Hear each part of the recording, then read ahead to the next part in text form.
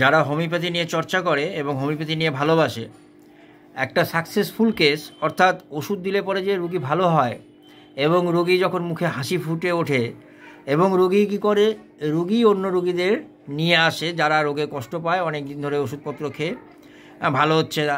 ঠিক এই সামনে যিনি বসে রয়েছেন, আজকে ওনার সাথে অনেক রোগী এসছেন যারা উড়িষ্যাতেও দেখিয়ে উপকার পাননি। ঠিক বললাম তো নাকি ভুল বলছি?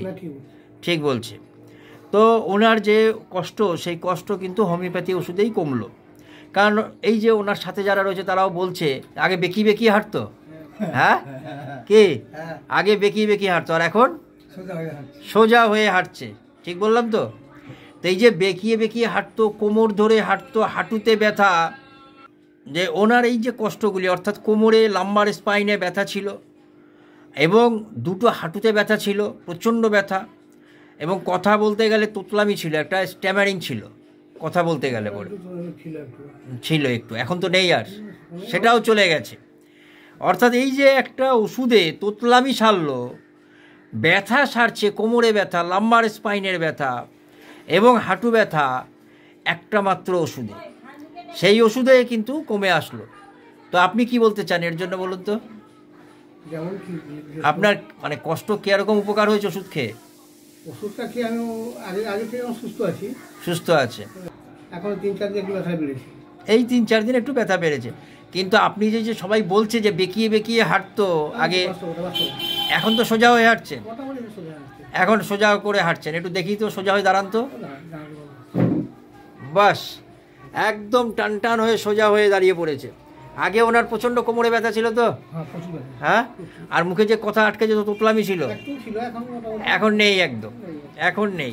তো কি ওষুধে সারলো না? বলছে যেটা যে একটু এখন ব্যথা দেখা দিচ্ছে, এটা হতে পারে একটুখানি ব্যথা, কিন্তু কিসের জন্য সারলো না? সারছে এই কারণে যে ওষুধটা ছিল কস্টিকাম যে ওষুধটা, সেটা দিয়েছিলাম।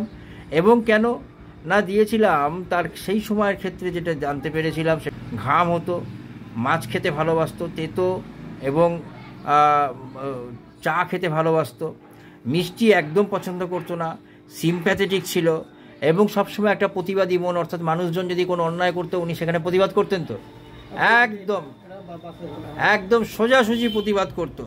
রাত্রিবেলায় ঘুমালে পরে ঘুম আসতো না, হাত পা নাড়তে থাকতো, কিন্তু প্রচণ্ড সিম্প্যাথেটিক, মানুষের জন্য কিছু করার জন্য উনি সবসময়ের জন্য চেষ্টা করতেন। ঠিক বলছি?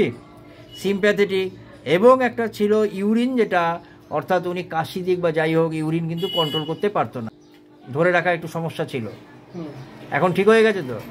তাহলে এই যে সমস্ত কিছু ঠিক হয়ে গেল, এই একটাই ওষুধ, সেটা হচ্ছে কস্টিকাম 0/1, 0/2, 0/3 পর্যন্ত চলেছে, এতটাই উন্নতি হয়েছে তার, এখন সোজা হয়ে হাঁটছে এবং তোতলামি সেরে গেল। আজকে ওনাকে যে ওষুধ দিচ্ছি, দিয়ে বলছি আপনাকে আর আসতে হবে না, যদি মাঝে মধ্যে কিছু হয় সেই যোগাযোগ একটু রাখতে পারে।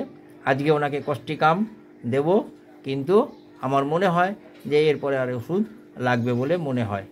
ধন্যবাদ, আপনার পারমিশন নিয়ে ভিডিও করছি, ঠিক আছে।